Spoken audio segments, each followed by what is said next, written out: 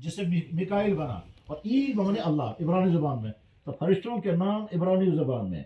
अंबिया अलैहिस्सलाम के अस्माए मुबारका जैसे इब्राहीम, जैसे मूसा, जैसे ईसा, जैसे याकूब, जैसे सुलेमान, जैसे दाऊद, जैसे हारून, कुल्लुहा गैर अरबी, यह सब अरबी नहीं है। इस्माइल अरबी ज़ुबान का लफ्ज़ नहीं है।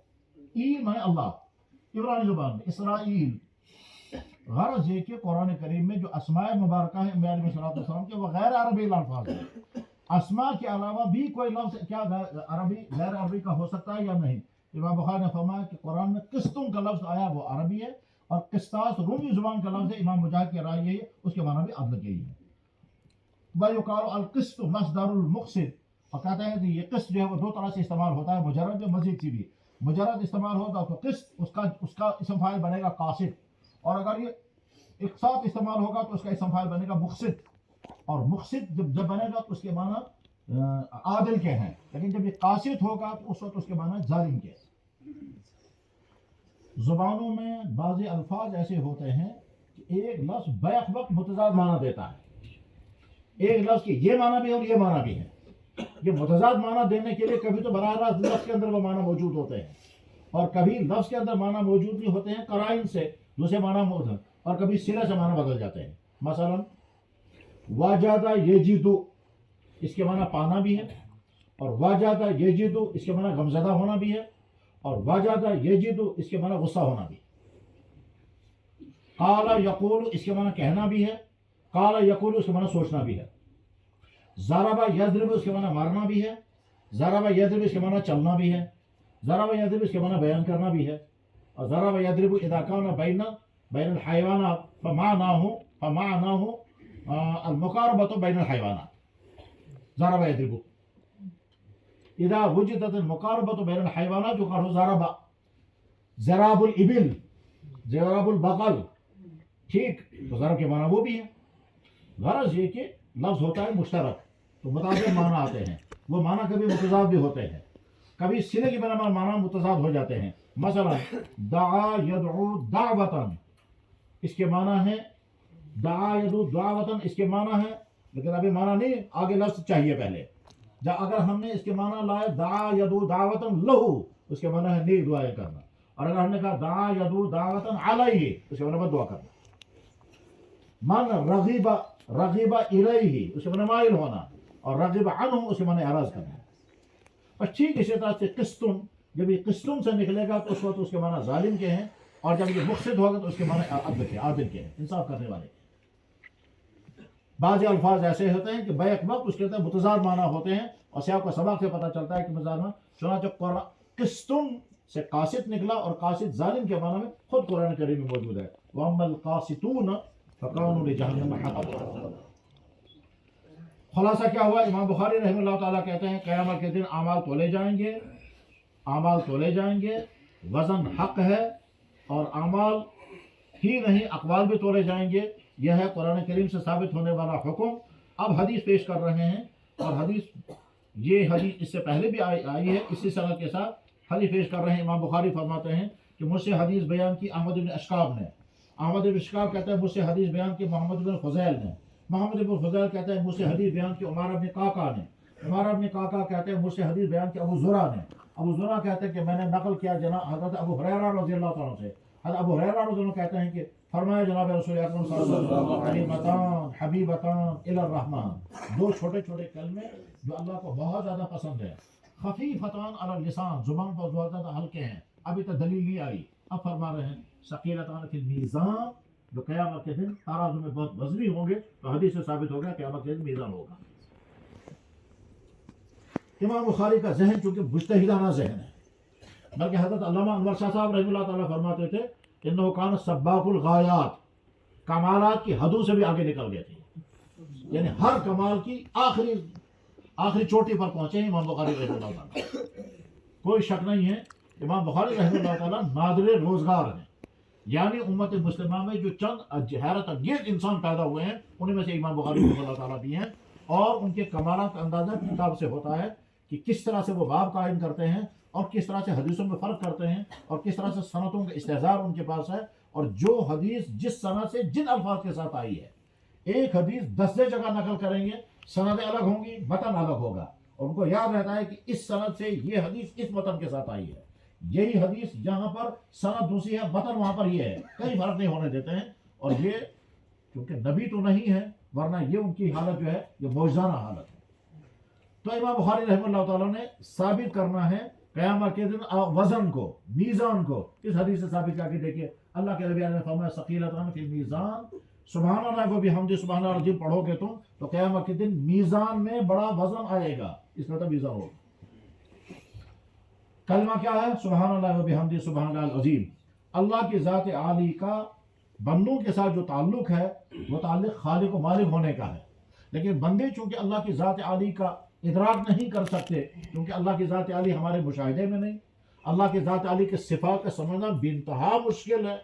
حضرت شاہ ولی اللہ رحمہ اللہ تعالیٰ نے لکھا کہ صفات عالی کا سمجھنا، صفات علیٰ کا سمجھنا انسان کی بس سے ہی باہر ہے۔ اب بندے کے پاس ایک ہی حل ہے، وہ کیا ہے؟ یا اللہ آپ تمام نقائص سے پاک ہیں، اور یا اللہ تمام کمالات آپ ہی کے اندر ہیں۔ بس اللہ تعالیٰ سے ہم یہی چاہتے ہیں، میرے بندے میرے متعلق یہ عقیدہ رکھیں کہ میں تمام نقائص سے پاک ہوں، اور میرے بندے میرے متعلق یہ طے کر لیں کہ ساری حمد و ثنا اللہ کی۔ چنانچہ دنیا میں جس مخلوق کی جو بھی تعریف کی جائے گی وہ عظمت ثانے کی تعریف ہے۔ اگر ہم کہتے ہیں فلانا کھانا بہت مزیدار ہے، در حقیقت ہم کھانا بنانے والے کی تعریف کر رہے ہیں۔ اگر ہم نے کہا فلانی بلڈنگ بہت اچھی بنی ہوئی ہے، یہ دراصل بنانے والے کی ہم تعریف کر رہے ہیں۔ صنعت کی تعریف در حقیقت صانع کی تعریف ہے، کیونکہ وہ کمال صانع کا ہی ہے۔ ٹھیک اسی طرح سے اگر ہم کہتے ہیں فلاں چیز کے اندر یہ خوبی ہے، یہ دراصل اس بنانے والے کی تعریف ہے جس نے اس کے اندر اس خوبی رکھی۔ تو کائنات میں مخلوقات کے اندر جس مخلوق میں جو بھی صفت پائی جاتی ہے اس صفت کی تعریف کرنے کے معنی دراصل اللہ کی تعریف ہے۔ اللہ تعالیٰ شانو بہت انتظار میں رہتے ہیں کہ میرے بندے ایک تو تسبیح کرے اور تعبیر کرے، یعنی تمام نقائص سے نفی کر دیں۔ مخلوقات میں جو نقائص ہیں اللہ کی ذات ان نقائص سے پاک ہے۔ مخلوقات میں دو قسم کی چیزیں ہیں، کچھ ہیں عیوب اور کچھ ہیں بشری تقاضے۔ بشری تقاضے عیب نہیں ہے لیکن تقاضا ہے، کھانا پینا، سونا، سردی لگنا، گرمی لگنا، یہ بشری تقاضے ہیں، فطری تقاضے۔ تو بشری تقاضے انسان کا عیب نہیں ہے، لیکن ان تقاضوں کو پورا کے بغیر انسان محتاج ہے، زندگی نہیں گزار سکتا۔ اور ایک ہے بشری نقائص۔ اللہ تعالیٰ تقاضوں سے بھی پاک ہے، لا تأخذہ سنۃ ولا نوم، نہ اسے کھانا چاہیے، نہ پینا چاہیے، نہ وہ تھکتا ہے، نہ وہ جھکتا ہے، نہ وہ ڈرتا ہے، نہ وہ کمزور ہوتا ہے، نہ اسے مشورہ کرنا ہے، نہ اسے مدد چاہیے، ٹھیک، نہ اسے کسی کا خوف ہے، نہ کسی کا ڈر ہے، نہ کسی کا دباؤ ہے۔ وہ جو چاہے جس طرح چاہے جب چاہے کر سکتا ہے۔ قادر مطلق، قادر مطلق کے معنی یہ ہے کسی قسم کا کوئی قید اللہ کی ذات کے رہے، اور تمام نقائص سے پاک۔ سبحان اللہ، اللہ بالکل پاک ہے تمام عیوب سے، تمام نقائص سے، تمام حوائج سے، تمام ضروریات سے، اور پھر تمام تعریفیں اللہ ہی کے لیے۔ صرف نقائص کی نفی کرنے سے اللہ کی تعریف کا حق ادا نہیں ہوگا جب تک ساتھ میں یہ بھی نہیں کہیں گے کہ تمام تعریفیں اللہ ہی کے لیے۔ بخاری میں متعدد جگہ پر یہ حدیث آئی ہے کہ اللہ تعالیٰ شانو بہت خوش ہوتے ہیں حمد سن کر۔ اللہ انتظار میں رہتے ہیں کہ میرا بندہ حمد کرے، اسی لیے اللہ کے نبی علیہ الصلوۃ والسلام نے تقریباً ہر دعا کے ساتھ الحمد جوڑا ہے۔ کھانا کھانے کے بعد الحمد، پانی پینے کے بعد الحمد، ٹھیک، سواری پر سوار ہو گئے تو الحمد، حادثے سے بچ گئے تو الحمد، نیند سے بیدار ہو گئے تو الحمد، قضاء حاجت کر کے باہر آئے تو الحمدللہ الذی اذهب عنا الاذى وعافانی، ہر جگہ حمد رکھا۔ بلکہ اللہ تعالیٰ خود اپنی حمد کرتے ہیں، الحمدللہ فاطر السماوات والارض، اللہ اپنی حمد خود کرتے ہیں، اللہ کے سارے فرشتے اللہ کی حمد کرتے ہیں، تمام ہمارے صلوات ہم اللہ کی حمد کرتے ہیں، اور ساتھ میں اللہ کے نبی علیہ الصلوۃ والسلام نے یہ بھی فرمایا کہ ہم اللہ کے حمد کا حق ادا نہیں کر سکتے۔ سبحانک ما حمد عرفنا کا حق معرفت۔ آپ نے سامنے ارشاد فرمایا کہ دو چھوٹے چھوٹے جملے جو اللہ کو بہت پسند، قیامت کے دن بہت وزنی ہوں گے اور زبان پر بہت ہلکے ہیں، زبان پر بہت ہلکے ہیں۔ علم تجوید کے اعتبار سے جب لفظوں کو دیکھتے ہیں کون کون سے الفاظ مشکل ہیں، اور اسی طرح سے تکلم کے اعتبار سے، تلفظ کے اعتبار سے جب غور کیا جاتا ہے کہ کون کون سے الفاظ مشکل ہیں، ان دونوں ضابطوں کے مطابق ان دونوں کلمات کے تمام حروف سہلہ ہیں، یعنی ان کی ادائیگی میں کوئی مشکل نہیں۔ علم لسانیات میں ایک مستقل بحث ہوتی ہے کہ کہ لفظ بھاری کون سا اور ہلکا کون سا ہے، اور کس لفظ کی ادائیگی میں زبان کو کہاں کہاں گھومنا پڑتا ہے جس کی بنا پر فیصلہ کیا جائے کہ یہ لفظ مشکل ہے، اور کس لفظ کو ادائیگی میں زبان کہاں حرکت کرے گی تو کہا جائے کہ یہ لفظ آسان ہے۔ اس علم لسانیات کے اصولوں کے مطابق سبحان اللہ و بحمدہ سبحان اللہ العظیم میں ایک کلمہ بھی، ایک لفظ بھی ایسا نہیں ہے جو مشکل الفاظ میں شمار ہوتا ہے۔ تمام کے تمام کلمات ایسے ہیں جو سہل ہیں۔ یہ بات اب تفصیل سے بیان کرنے کے نہیں ہے، مختصراً سمجھیں۔ زبان کے ماہرین کا کہنا یہ ہے کہ وہ کلمہ، وہ حرف جس پر نقطہ نہ ہو وہ آسان ہے، بمقابلے اس حرف کے کہ جس حرف پر نقطہ ہو۔ نقطے والا حرف بھاری ہے، نقطے کے بغیر والا حرف جو ہے وہ سہل ہے، نقطے والا حرف کمزور ہے، نقطے کے بغیر جو لفظ ہے وہ کمزور نہیں ہے۔ یہی وجہ ہے کہ پورے کلمہ طیبہ میں ایک حرف بھی ایسا نہیں ہے جو نقطے والا ہو۔ اللہ کی ذات میں کوئی لفظ ایسا نہیں ہے جو نقطے والا ہو۔ حضور نبی علیہ الصلوۃ والسلام کی ذات اقدس کا نام مبارک محمد، کوئی حرف ایسا نہیں جو نقطے والا ہو۔ اللہ کے نبی علیہ الصلوۃ والسلام کے لیے لفظ رسول، اس میں کوئی نقطہ نہیں ہے، اور پورے کلمہ میں کوئی نقطہ نہیں۔ کیا مطلب اس کا؟ معنی اس کے یہ ہے کہ نقطے والا لفظ جو ہے وہ وزنی مانا جاتا ہے بمقابلے ان کلمات، ان حروف کے جن میں نقطہ نہیں ہوتا۔ اس اعتبار سے اللہ کے نبی صلی اللہ علیہ وسلم نے فرمایا زبان پر بہت ہلکے ہیں، یاد کرنا مشکل نہیں، ورد کرنا اس کا مشکل نہیں، اور قیامت کے دن بہت زیادہ وزنی ہوں گے۔ اس پر امام بخاری رحمہ اللہ تعالیٰ نے اپنی کتاب ختم کی، اور یہی ان کا پیغام ہے کہ اعمال انسان تیار کرے، اور اعمال جب تیار کرے گا تو مثال اس کے لیے لائی، یہ اعمال زائدہ میں سے ہے، اعمال نوافل میں سے ہے، اور اعمال نوافل کا درجہ جو ہے وہ فرائض کے بعد ہے۔ اس کے بعد ہے کہ پہلے فرائض ادا کرو، اور اس کے بعد پھر عمل کی اس نوافل کی ادائیگی ہو، اور نوافل کی ادائیگی میں کچھ اعمال وہ ہیں جن کا تعلق مال کے ساتھ ہے، کچھ اعمال وہ ہیں جن کا تعلق انسان کے جسم کے ساتھ ہے، اور کچھ اعمال وہ ہیں جس کا تعلق انسان کی زبان کے ساتھ ہے۔ یہ زبان کے ساتھ کیا اعمال ہیں۔ الحمدللہ کتاب مکمل ہو گئی۔ اللہ تعالیٰ شانہ کتاب کو ہمارے لیے علوم کے پھیلاؤ کا ذریعہ بنائے اور ترقیات کا ذریعہ بنائے۔ بخاری شریف عظیم الشان کتاب ہے۔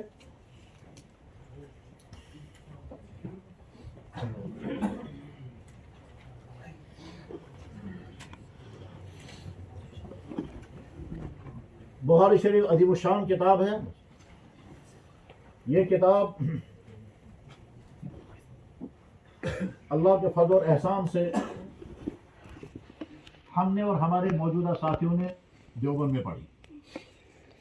دیوبند میں جن بزرگوں سے ہم نے بخاری شریف پڑھی، ان میں ہمارے استاد تھے حضرت مولانا نصیر احمد خان صاحب نور اللہ مرکزہ، جنہوں نے 30-40 سال تک بخاری شریف دیوبند میں پڑھا، تو جن کی عمر ہم نے حضرت مولانا نصیر احمد خان صاحب رحمہ اللہ تعالیٰ سے پڑھی۔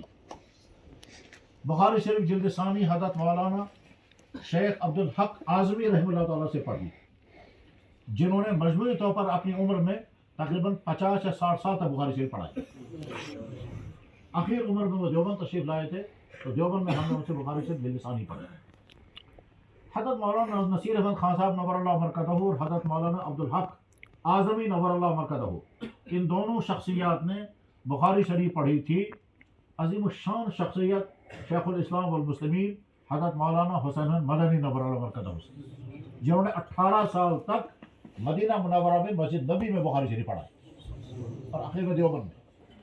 حضرت شیخ الہند مولانا حسین مدنی نور اللہ مرکزہ، حضرت شیخ الاسلام مولانا حسین مدنی نور اللہ مرکزہ میں بخاری شریف پڑھی تھی۔ حضرت شیخ الہند مولانا محمود حسن دیوبندی رحمہ اللہ تعالیٰ سے، ان کو دیوبندی اس وجہ سے کہتے ہیں وہ دیوبندی کے باشندے تھے۔ حضرت شیخ الہند مولانا محمود حسن وہ شخصیت ہیں جو دارالعلوم دیوبند کا پہلا طالب علم۔ دارالعلوم دیوبند کی جب سنگ بنیاد رکھی گئی تو استاد اور شاگرد ایک درخت کے نیچے بٹھائے گئے، اور وہ آغاز تھا مدرسے کا۔ پہلے کوئی بلڈنگ نہیں بنائی گئی، پہلے کوئی سنگ بنیاد نہیں رکھا گیا، پہلے طالب علم اور استاد کو لا کر کے درخت کے نیچے بٹھایا گیا، جو چھتا کی مسجد کے صحن میں تھا، انار کا درخت، اس کے نیچے ایک استاد کو بٹھایا گیا۔ استاد کا نام تھا ملا محمود، اور ایک طالب علم کو بٹھایا گیا، بچے کو۔ وہ بچہ جو ہے وہ حضرت مولانا ذوالفقار علی صاحب سے مانگا گیا۔ حضرت مولانا ذوالفقار علی دیوبند کے باشندے تھے، ان کا بچہ تھا محمود۔ کہا مولوی ذوالفقار یہ بچہ ہمیں دے دو، اس کو ہم پڑھنے کے لیے بٹھائیں گے، ہم مدرسے کا آغاز کر رہے ہیں۔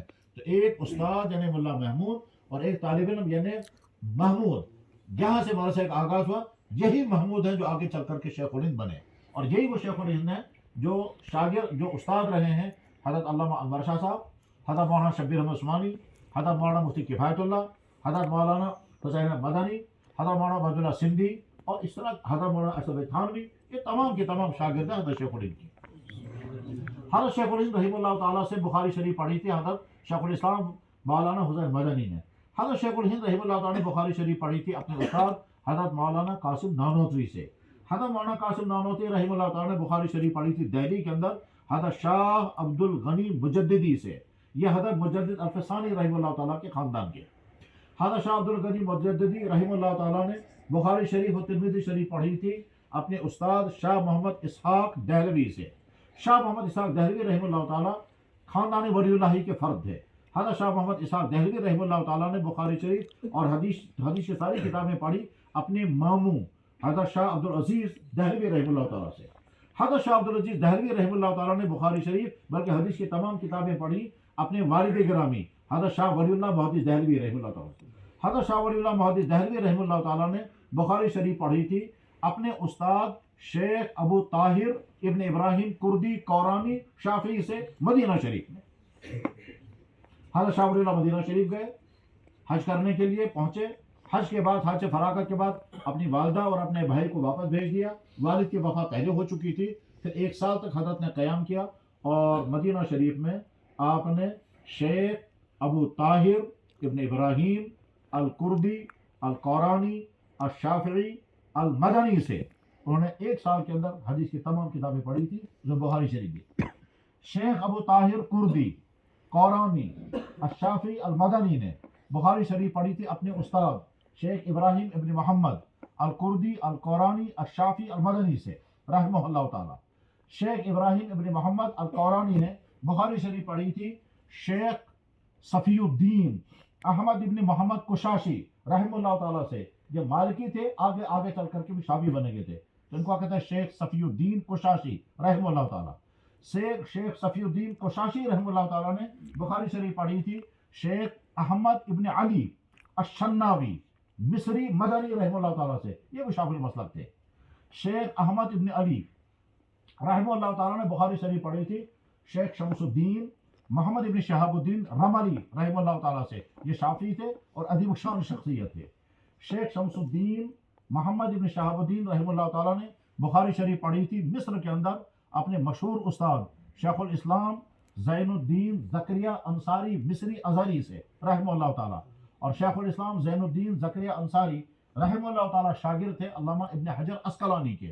انہوں نے بخاری شریف پڑھی تھی اپنے استاد شیخ احمد ابن علی العسقلانی المعروف علامہ ابن حجر عسقلانی۔ وہ بخاری شریف کی شرح بھی انہوں نے لکھی اور بخاری شریف پڑھاتے بھی تھے، وہ تو مصر میں انہوں نے ان سے پڑھی۔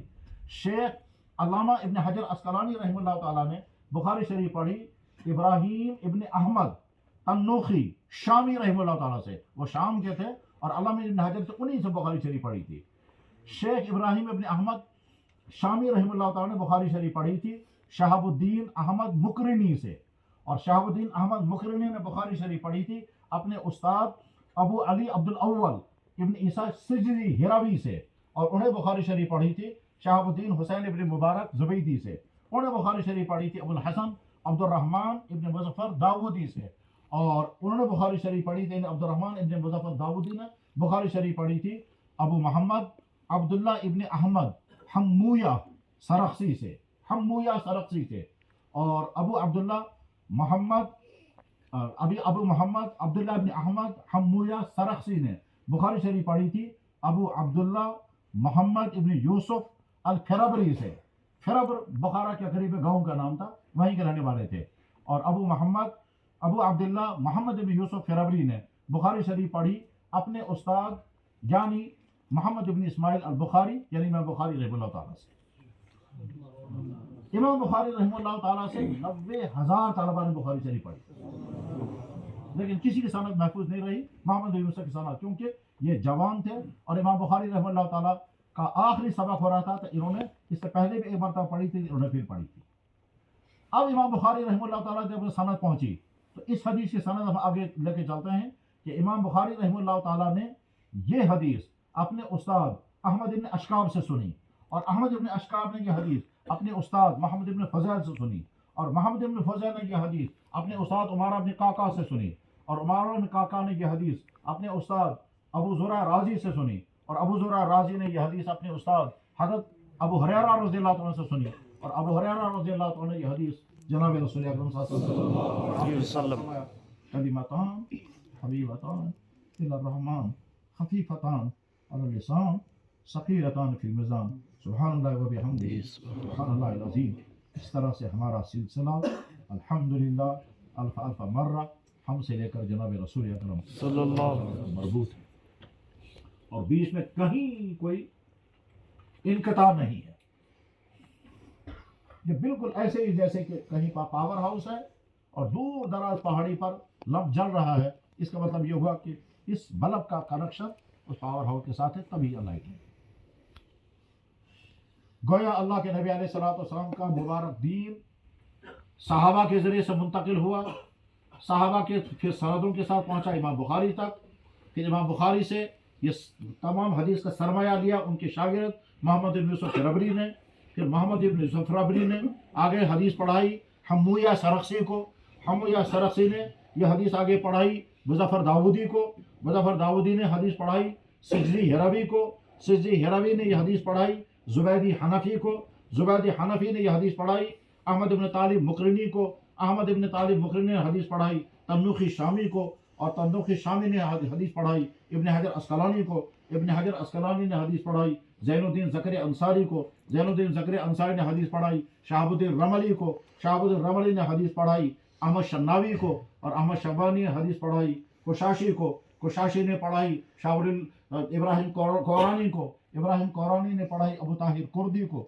ابو طاہر کردی نے پڑھائی شاہ ولی اللہ محدث دہلوی کو، شاہ ولی اللہ محدث دہلوی نے پڑھائی اپنے بیٹے شاہ عبدالعزیز دہلوی کو، شاہ عبدالعزیز دہلوی نے پڑھائی اپنے بھانجے شاہ صاحب دہلوی کو، شاہ صاحب دہلوی نے حدیث پڑھائی اپنے شاگرد شاہ عبدالغنی مجددی کو، شاہ عبدالغنی مجددی نے حدیث پڑھائی اپنے شاگرد مولانا محمد قاسم نانوتوی کو، مولانا محمد قاسم نانوتوی نے حدیث پڑھائی اپنے شاگرد شیخ الہند مولانا محمود حسن کو، محمود حسن رحمہ اللہ تعالیٰ نے حدیث پڑھائی اپنے شاگردوں میں سے ایک شاگرد حضرت شیخ الاسلام والمسلمین مولانا حسین مدنی کو، اور مولانا حسین مدنی سے جن بے شمار شاگردوں نے حدیث پڑھی جیسے مولانا سلیم اللہ خان ان کے مشہور شاگردوں میں سے تھے، اسی طرح سے ان سے انہوں نے حدیث پڑھائی۔ پڑھنے والوں میں حضرت مولانا نصیر احمد خان صاحب، اور پڑھنے والوں میں حضرت شیخ عبدالحق اعظمی رحمہ اللہ تعالیٰ، اور شیخ عبدالحق اعظمی رحمہ اللہ تعالیٰ اور حضرت مولانا نصیر احمد خان صاحب، ان دونوں سے ہم نے حدیث پڑھی اور ہمارے ذریعے سے پھر آپ تک حدیث پہنچی۔ اس طرح سے ہمارا سلسلہ نسب علمی سلسلہ نسب جناب رسول اللہ صلی اللہ علیہ وسلم، جہاں ہمارے ہاں کشمیر میں ہم سب کے مرشد اعلیٰ حضرت مولانا محمود حسن نور اللہ مرکزہ تشریف لائے، 2 مرتبہ حضرت کا سفر یہاں ہوا، تو ایک مرتبہ سفر میں یہاں مدرسے میں نیچے کے مدرسے میں کشمیر کے سارے علماء جمع تھے، سوئے اتفاق میں وہاں حاضر نہیں تھا، تو حضرت نے تمام اس وقت کے علماء کو حدیث کی اجازت دے دی۔ بعد میں مجھے معلوم ہوا تو مجھے محرومی کا بہت قلق تھا کہ میں حضرت کی مجلس میں موجود نہیں تھا، غالباً حضرت ناظم صاحب نے مجھے کسی کام کے لیے بھیجا تھا یا کیا معاملہ ہوا، میں اس مجلس میں موجود نہیں تھا جس مجلس میں حضرت مفتی محمد صاحب نور اللہ برکاتہ نے یہاں کے علماء کو، جو اس وقت کے علماء جو مجلس میں حاضر تھے، ان کو حدیث کی اجازت دی تھی، میں اس سے محروم تھا۔ جب حضرت کی واپسی ہو رہی تھی تو سری نگر ایئرپورٹ پر باہر تشریف فرما تھے، تو میں حضرت کے سامنے بیٹھا، میں نے کہا حضرت آپ نے چند دن پہلے کشمیر کے تمام علماء کو اپنی حدیث کی اجازت دے دی، میں محروم ہوں، میں درخواست کرتا ہوں کہ مجھے بھی عنایت فرمائیں۔ تو بڑی بشاشت کے ساتھ حضرت مفتی محمد صاحب نور اللہ مرکزہ نے فرمایا کہ میں نے جن اساتذہ سے حدیث پڑھی ہے ان تمام اساتذہ کی سند سے میں تم کو بھی اجازت دیتا ہوں۔ حضرت مفتی محمد صاحب نور اللہ مرکزہ شاگرد تھے حضرت مولانا حسین مدنی کے، اور خلیفہ خاص بلکہ اخف الخواص تھے حضرت شیخ مولانا زکریا صاحب نور اللہ مرکزہ ہوتے، تو وہاں سے ہماری سند جو ہے حضرت مولانا زکریا صاحب کے ساتھ مل گئی، اور حضرت مولانا زکریا صاحب نور اللہ مرکزہ کا سلسلہ سند احادیث کا بہت پھیلا ہوا ہے، اور ان کی کتابیں موجود ہے، کہ کن کن حضرات سے حضرت شیخ مولانا زکریا صاحب نور اللہ برکاتہ کو اجازت حدیث حاصل کی۔ مراد آباد میں ایک بہت بڑے بزرگ تھے حضرت مولانا محمد حیات نور اللہ برکاتہ، وہ شاگرد تھے حضرت مولانا خلیل احمد سہارنپوری کے۔ ان کی خدمت میں ایک مرتبہ ہم حاضر ہوئے تو میں نے عرض کیا کہ حضرت آپ کا سلسلہ سند حضرت مولانا خلیل احمد سہارنپوری اور حضرت شیخ الہند کے ساتھ ملتا ہے، تو ہمیں بھی اجازت دے دے۔ حضرت نے اجازت عطا فرمائی۔ اسی طرح سے مراد آباد میں ایک بہت بڑے محدث تھے حضرت مولانا عبد الجبار اعظمی رحمہ اللہ تعالیٰ، ان کی خدمت میں مدرسہ شاہی مراد آباد میں ہم حاضر ہوئے اور ان سے حدیث اور مسلسلات حدیث کی اجازت لی۔ حضرت نے اجازت عطا فرمائی۔ مدینہ منورہ میں ہم حاضر تھے اور وہاں ایک بڑی شخصیت جن کا نام تھے حضرت مولانا مفتی شیر محمد علوی، یہ حضرت علی رضی اللہ عنہ کے خاندان کے ہیں اور ابھی حیات ہیں، لاہور کے مفتی ہیں۔ حضرت کی خدمت میں حاضر تھے تو میں نے پوچھا حضرت آپ نے حدیث کن کن سے پڑھی ہے؟ تو انہوں نے فرمایا کہ ایک تو حضرت مولانا ادریس کاندھوی رحمہ اللہ تعالیٰ سے میں نے بخاری شریف پڑھی ہے، اور اسی طرح سے اس علاقے کے دوسرے کئی سارے محدثین سے انہوں نے حدیثیں پڑھی تھی، جس میں حضرت مولانا یوسف بنوری نور اللہ برکاتہ بھی تھے۔ تو میں نے ان سے درخواست کی تو انہوں نے مدینہ طیبہ میں مسجد نبوی کے اندر علی صاحب الصلاۃ والسلام مسجد نبوی کے اندر بیٹھ کر کے اپنی سلسلے اپنے اجازت حدیث مجھے عنایت فرمائی اور تحریر بھی عطا فرمائی، اور وہ اجازت حدیث لکھی ہوئی میرے پاس ہے۔ ان کو کچھ عرب علماء کی سند کی اجازت حدیث بھی حاصل ہے۔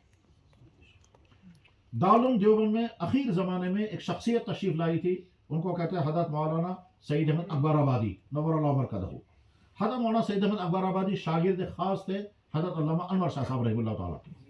حضرت علامہ انور شاہ صاحب رحمہ اللہ تعالیٰ کے جو اہم ترین تلامذہ رہے ہیں ان میں حضرت مولانا یوسف بنوری، حضرت مولانا مفتی محمد شفیع صاحب، حضرت مولانا غلام اللہ خان صاحب، حضرت مولانا عبدالحق، حضرت مولانا قاری محمد طیب صاحب، حضرت مولانا منظور نعمانی، حضرت مولانا حبیب الرحمن اعظمی، حضرت مولانا قاضی زین العابدین، حضرت مولانا سعید احمد اکبر آبادی، حضرت مولانا منظور نعمانی وغیرہ بے شمار شخصیات ہیں جو حضرت شاہ صاحب کے تلامذہ تھے، اور میر وائز مولانا محمد یوسف صاحب کشمیر کے۔ اس کے علاوہ بہت یہاں کشمیر کے ایک حضرت مولانا عبد الکبیر صاحب، وہ بھی حضرت کے تلامذہ میں سے تھے۔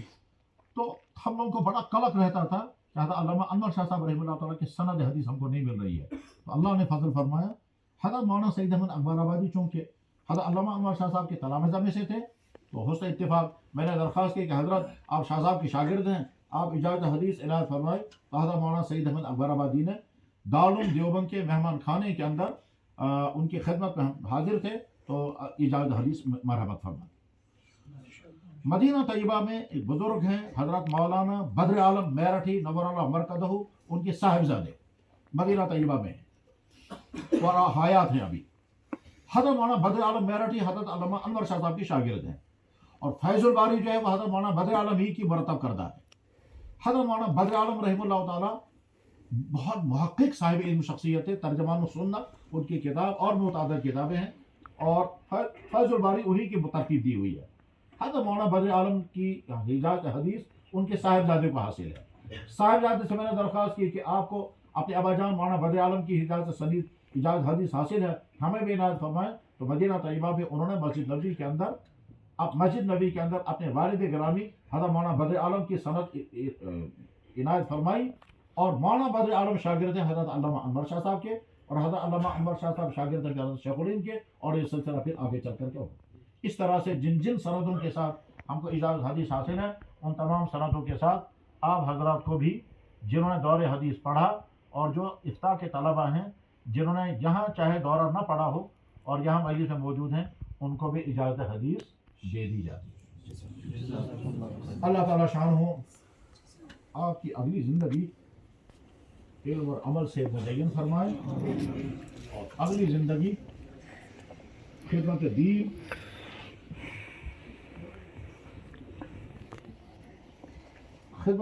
اور خدمت دین کے سارے شعبے، حفاظت دین، اشاعت دین، تحقیق دین، تنفیذ دین، جتنے شعبے علم دین کے ہیں ان تمام شعبوں کے لیے اللہ تعالیٰ شان آپ کو قبول فرمائے۔ اس میں کوئی شک نہیں ہے، ہرگز کوئی شک نہیں ہے کہ آپ حضرات کی بے انتہا اور زیادہ حق تلفی ہوئی ہے۔ کچھ ہمارے نقائص، کچھ مشاغل، کچھ عیوب، کچھ علمی کمیاں، کچھ عملی کمیاں، کچھ اخلاقی کمیاں، ان تمام کمیوں کا نتیجہ یہ ہے کہ آپ حضرات کا حق جیسے ادا ہونا چاہیے تو وہ نہیں ہو سکتا. جتنی محنت اور شوق اور جذبے کے ساتھ پڑھایا جانا چاہیے تھا یقیناً وہ نہیں ہوا. لیکن دعائیں آپ لوگوں کے ساتھ ہیں. اللہ تعالیٰ شان و آپ کی اگلی زندگی ہر طرح سے نورانی زندگی بنائے. آپ اب اگلی زندگی میں جب قدم رکھیں گے تو طرح طرح کے امتحان شروع ہوں گے. اس میں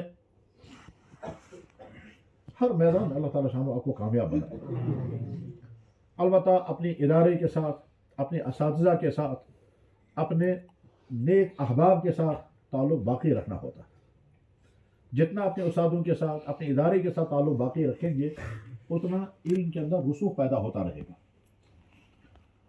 علم کے اندر کمال پیدا ہوتا ہے مسلسل مطالعے سے، اور مزاجوں کے اندر صلاح پیدا ہوتا ہے نیک شخصیات کے ساتھ جڑے رہنے سے. وہ نیک شخصیات ہوتی ہیں اپنے اساتذہ، یا اگر کسی عبد صالح کے ساتھ بیعت کا تعلق ہو جائے اس کے نتیجے میں انسان کے اندر صلاح پیدا ہوتا ہے. آج کا زمانہ چونکہ طرح طرح کی فتنوں کا زمانہ ہے، اور ان فتنوں کے اثرات اہل علم پر بھی ہو سکتے ہیں. کتنے ہی اہل علم ہیں جو مدارس سے فارغ ہیں، اور مدارس سے فارغ ہونے کے بعد بھی وہ اب سلامتی پر نہیں رہے جو سلامتی ان کے مسلک کا جز تھا. اگلی زندگی میں آپ کو دین کے مختلف میدانوں میں کام کرنے ہوں گے. کسی دین کے کام کو ہلکا نہیں سمجھنا. اگر کسی انسان کو نورانی قاعدہ پڑھانے کے لیے مل گیا، کسی انسان کو 5 وقت کی نماز پڑھانے کی توفیق مل گئی، کسی انسان کو مسجد کی امامت یا مسجد کی خطابت مل گئی، یہ بھی سب دین کے کام. وہ شخص کہ جو کسی مکتب میں بیٹھ کر کے علی با پڑھا رہا ہے وہ اپنے آپ کو معمولی نہ سمجھے. وہ دراصل بقائے دین، حفاظت دین، اور خاص طور پر آج کی نئی نسل کے دین کے بچانے کا کام کر رہا ہے. آپ کے والدین نے آپ کو پڑھنے کے لیے بھیجا، ان کی قربانیاں. مدرسے کے منتظمین نے ہمارے ہر طرح کا انتظام رکھا، کھانے کا، پینے کا، لائٹ کا، بیٹھنے کا. ہمارا کام صرف پڑھنا اور پڑھانا تھا. اتنے آرام و راحت کے ساتھ ساری چیزیں ہوتی رہی، پڑھائی ہوتی رہی. البتہ اس میں جو کمی ہے وہ پڑھانے والوں میں بھی ہے، پڑھنے والوں میں بھی ہے. پڑھانے والوں کو اپنی کمیوں کا احساس کرنا چاہیے، ہوگا بھی. پڑھنے والوں کا بھی کمیوں کا احساس کرنا چاہیے، ہوگا. لیکن پڑھنے کے دوران جو کمیاں رہتی ہیں اگر انسان محنت کرے گا تو آگے ان کمیوں کو دور کر سکتا ہے.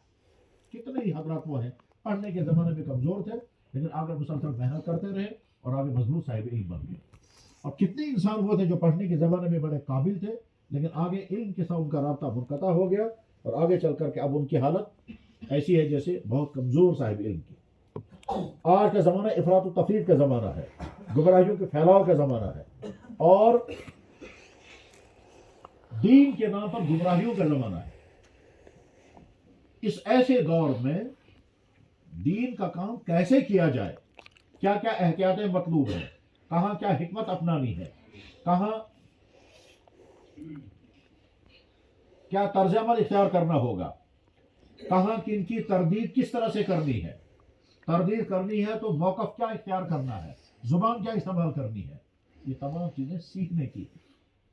امت چونکہ فرقوں میں بٹی ہوئی ہے، اس میں کچھ فرقے جو ہیں وہ دائرے اسلامی سے باہر ہیں، کچھ فرقے دائرے اسلامی کے اندر ہیں. دائرے اسلامی کے اندر جو فرقے ہیں ان کے ساتھ ہمارا رویہ کیا ہونا چاہیے، اس کے لیے اپنے اسلاف کی تاریخ کو سامنے رکھنا ہے اور ان کے مزاج کو سمجھنا ہے. اور جو دائرے اسلام سے جو باہر کے فرقے ہیں ان کے ساتھ ہمارا رویہ کیا ہونا چاہیے، اس کے لیے بھی اپنے اکابر اور اپنے اسلاف کا رویے کو سمجھنا بھی چاہیے، اس کو اپنانا بھی چاہیے. ورنہ کبھی ایسا ہوتا ہے کہ انسان اپنے مزاج سے سوچتا ہے مجھے یہاں پر یہ رویہ اختیار کرنا ہے اور وہ رویہ صحیح نہیں ہوتا ہے، وہ غلط ہوتا ہے. کبھی تو انسان افراط کا شکار ہوتا ہے، کبھی تفریط کا شکار ہوتا ہے. کبھی اسلام کے اندر کے فرد کو ہم کے ساتھ ہمارا رویہ وہ ہوتا ہے جیسے اسلام سے خارج ہے، اور کبھی اسلام کے باہر کے فرد کے ساتھ رویہ ایسا ہوگا جیسے اسلام کے اندر کا فرد.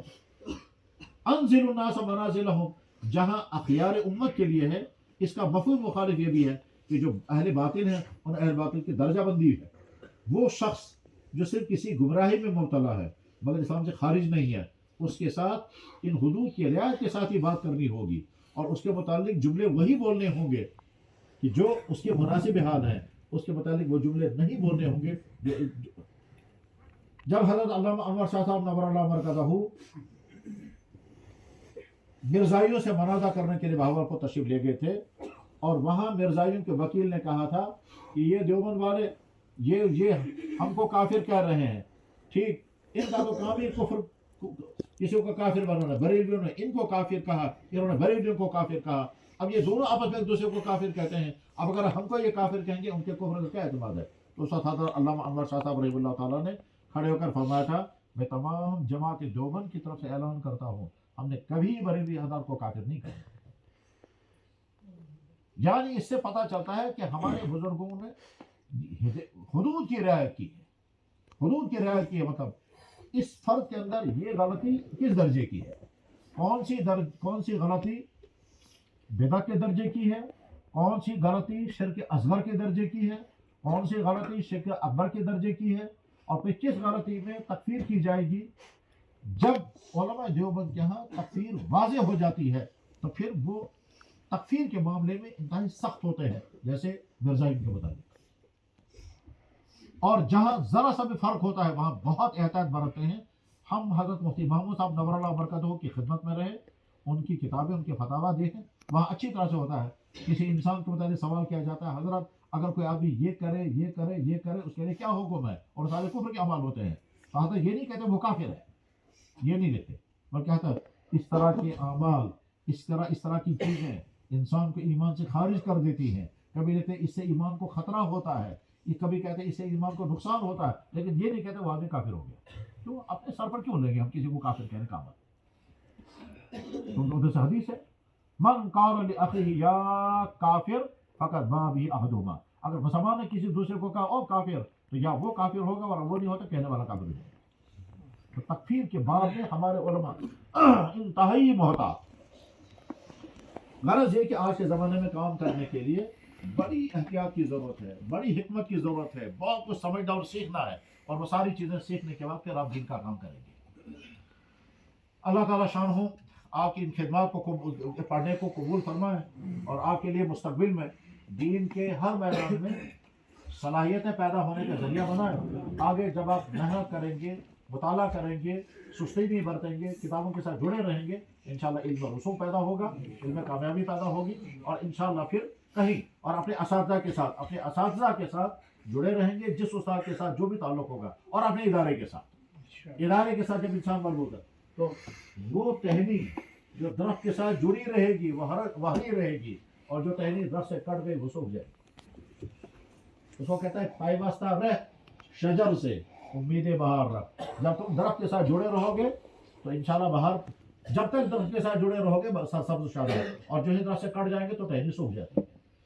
اللہ تعالیٰ شان ہو ان تمام کا عقائد کو دور فرمائے جس پورے سفر میں، اس علمی سفر میں ہم سے سرزد ہوئے ہیں، اور اللہ تعالیٰ شان ہو آپ کے لیے علوم، اعمال، اخلاق، دنیا اور آخرت میں ترقیات کا ذریعہ بنا. دعا کرتے ہیں اور اس کے بعد پھر انشاءاللہ